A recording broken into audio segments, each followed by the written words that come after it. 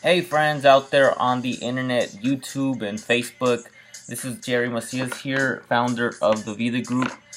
Just want to make a video in regards to team building and how important that is for your business. And I want to explain a couple key things as to why people should build a team and the proper way to go about doing it. But before I get into that, I want to tell you guys a little bit about myself. I've been in business since 2009. I used to do insurance, and I built a business with a friend of mine, Leo, out in Laguna Niguel, and we built a team fairly quick. So I've been in the team building business, I guess you want to say, for the last 7 years. And what I found out is that team building can definitely be very profitable.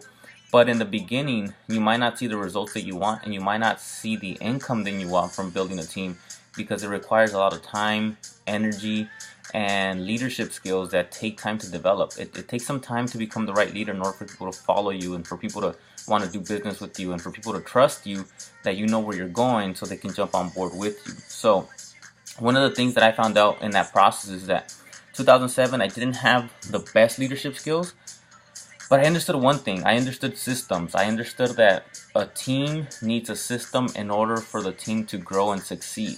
So what does that mean? If you guys played sports in the past, when you join a team or you join a basketball team or a baseball team or any kind of team, there always seems to be a system in place in order to get the best results. I guess the Lakers, they had a system, the triangle offense. I don't know what it's called, right? Something like that. And in soccer, people, Barcelona has a certain system, and not necessarily every best talented player fits into that system. So one thing that I realized early on is that we need to create a system for the team and for people to know and understand their roles in the team. Another thing that I found out is that not necessarily everybody that's talented belongs on your team. You can have a very talented salesperson or a very talented person that's really good on the phones or a person that's really good in appointments, but if they're not contributing and if they're not committing to the system and they don't follow the system and they want to do things their way, that person may not be the best fit for your team. So you gotta figure that out early on when you're building a team. So number one is I want to talk about is creating a system. So what should I create, Jerry? I'm just getting started in my real estate business. What kind of system should I build? What should I do in order for the team to be effective? Well, that really depends on you too. So a system could be, what time do you come into the office, right? What time do you prospect? From what time to what time do you prospect? What days do you role play, right? You gotta have all that outlined. You gotta have all that in a game plan. So what time do you come in? What time do you prospect? What time do you role play? All that good stuff. So you have to have a scheduled system or a system for a schedule, right? You gotta have that. Another thing that you need to do is you need to have a process in place. You need to have a system in place for when you're working with buyers. How is it that we work with buyers? How do we handle buyers so that everybody on the team is doing the same presentation and it's a canned presentation? And the reason why that's important is because if someone leaves the country and you're working with a buyer, that other person who steps in for you can take over the presentation because they know how to do it and they know what to expect and the system's in place. All they have to do is follow the buyer system, right? You also need to have a listing system, a system where the listing agent knows exactly what to do, the steps that they need to hit in order for them to go ahead and get the results they want. Because again, what if that listing agent leaves the country? Someone else needs to step in and help this client out. They know exactly where they left off and they know where to take it after reviewing where they are, and they just have to follow the listing system, right? So you need to have a scheduled system for your schedule, a system for your buyers, a system for your sellers, and you also need to have a team system. Like, what is it that we're trying to accomplish as a team? What is it that we're trying to develop? Whose role is what? Do I do this role? Do this person does that role? Who does what role? You need to clearly define the roles of the team early on, because if we don't, people on your team are going to be confused, and when people are confused, people start leaving the team. When people feel like they're not getting what they should from a team, people start leaving the team, right? I think in the last month, I've probably seen 2 clients, but we put about 8 of them into escrow, and I haven't seen many of them. And the reason why I'm able to do that is because of the system that we're creating, right? So number one is create a system for scheduling. the buyer presentation, the listing presentation, and clearly define the roles, right? So that they can follow the system. All right. So when you build a team, that's one thing that you want to have. Another thing that you need to have is consistency with your brand. You need to have consistency with what your morals, what your values are as a team, what we're trying to accomplish together, who we are as a company, what kind of culture do we need, what kind of culture do we want. So we need to really clearly sit down as a team. And one thing that I encourage people to do is don't necessarily come up with these things on your own. You shouldn't be doing it. Yeah, you might be the team lead and you might be the person in charge of the team or whatever, if you want to call it, but you don't necessarily want to come up with them by yourself. You want to allow the team give their input in that, because ultimately it's their team, right? So you got to allow them to get creative and come up with their own cultures and values, and then write it down, and then let them be vested into the team, right? So if it's always about you and it's always about the Jerry team and this and that, people are not going to feel like they're vested, and people are not going to work because they really have no emotional attachment to the team, right? So we got to get that system in place. You got to clearly define the morals and the values of the team, and what our goals are, and create some synergy. So how do we create some synergy? And that's probably one of the most important parts that most people bypass, and that's creating synergy through creating an amazing culture, right? Create a culture that's fun,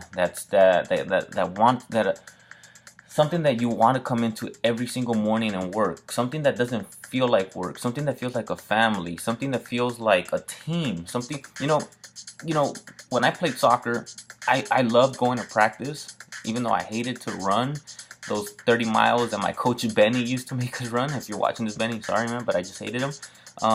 And not only did I hate running those miles, I hated doing the work, I hated working out. But one thing that I did love about practice is my teammates.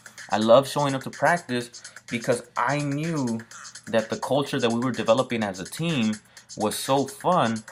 I would actually be missing out if I didn't go to practice, right? I would actually not have fun if I didn't go to practice. So even though the actual work wasn't that fun, being around the guys was fun. Being around a culture of winning, being around a culture of winners, being around a culture that all they expected was greatness, being around a culture where results were expected, yet we didn't take it personal when people called us out on our BS, right? So one thing that we really have to focus on when we're building a team is creating that culture of greatness, creating a culture of fun, creating that culture where people want to be a part of, that family style culture where, hey man, you're not having a great week, but we need to fix whatever's going on in your life. We need to fix whatever's happening, or why aren't you getting results? Let's see, talk to me. Like, let's dissect this real quick. How can we make you better?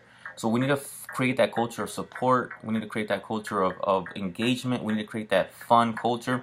One thing with our team here is we do a thing when we get an appointment, or when we get a listing, or when we get a buyer into escrow. We always do something. We ring the bell and we start clapping it up and we celebrate each other. And here, one person may be the number one on the leaderboard this week, and another person may be number one on the leaderboard next week. But it doesn't matter to us. We take the competition. We're like, man, I'm third place this week. I gotta step up my game. But I never have any hate towards the person who's in first. Actually, we encourage them, like, man, you're in first. Keep doing it. Keep working. Keep working. Yeah, we still want to be in first, though, right? Because it's competition, but we still want to be in first. But it's friendly competition. We never get too competitive, or to the point where it's like unfriendly competition. So I think those are some of the key things to building a team. Some of the fun things that you can do to build a team is create a cool event with your team. Like, if you hit a certain goal, we're going to go do certain things. Create an environment where people want to work, make it fun. I'm a coach and I'm pretty hard on people on my team. But at the same time, they're hard on me. I allow them to challenge me. I allow people to, hey man, if I'm not doing something, I'll keep my word. Check me real quick, so that way I can go ahead and take care of what I have to take care of. Because at the end of the day, we're here for the one common purpose, and that's for you to change your life financially, for you to change other people's lives by getting them into homes or investment properties. And at the end of the day, if we're not on the same page, we will not be able to deliver for our clients. So make sure that we're keeping each other accountable. So it's healthy, and we have a great time. So with that, I hope that this video was helpful. I hope that you guys get some insight on how you guys can build a team, on why is it important. Another thing, so I'm gonna tell you guys, why is it important to build a team, right? Why is being um, a team important, right? Now, if you're gonna build a team for the sake of building a team, then don't build a team because there'll be no purpose to the team, and your retention is gonna be very low because people are gonna leave. They're like, why am I gonna pay this guy an extra percentage if he doesn't have anything to offer and I'm not getting anything out of the business? But you build a team for moral support. You build a team for faster growth. You build a team also for leverage and time freedom, right? If I help someone go ahead and get more listings, are they gonna be mad at me? No, chances are they're gonna be happier. Now, I'm not going on as many listing appointments, but that person is, and I help them on the back end through our support. That person's gonna be happy because if that person was alone on their own team or being a solo agent, they would have to do the administrative work. They would have to do the marketing. They would have to do all the stuff. I'll say, look, you know what? You focus on getting appointments. You focus on closing it, and I'll handle the marketing. I'll handle the back end stuff. All the paperwork, I'll take the admin and make sure that they handle that. You go out and get appointments, close them, bring them in.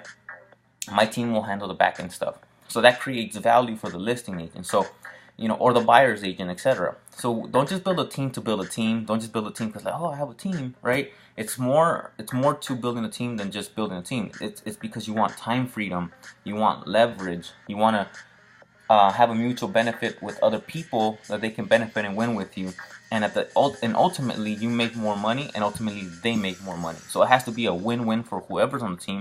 It has to be a win-win for whoever's running the team, because there's a lot of cost incurred when you're building a team. You're incurring a lot of costs. You're taking in the office, marketing directors, administrative work. You're taking all these costs. So it's got to be a win-win for both parties. So don't just build a team just to build a team. Oh, I have a team and I have 50 people and boom. They're like, okay, why am I? And then people are going to be asking why I'm part of the team if I'm doing all the work. Right? So you want to build a team so we can add support, keep each other accountable, and make sure that it's a win-win for everybody, and everybody can get a benefit from being part of the team. So with that being said, I hope this video was helpful on building teams. If you have any questions, please feel free to reach out to me via Facebook or YouTube. Send me a comment, send me an email, and I'll be in touch. So Jerry Macias here with the Vida Group, and I hope to see you guys soon. And by the way, if you guys happen to know of anybody looking to buy or sell some real estate at this time, please do not hesitate to give our team a call. We'll go ahead and take care of you. We have a process in line that will go ahead and make this process as simple and as easy as possible. Now, there's going to be some challenges, right?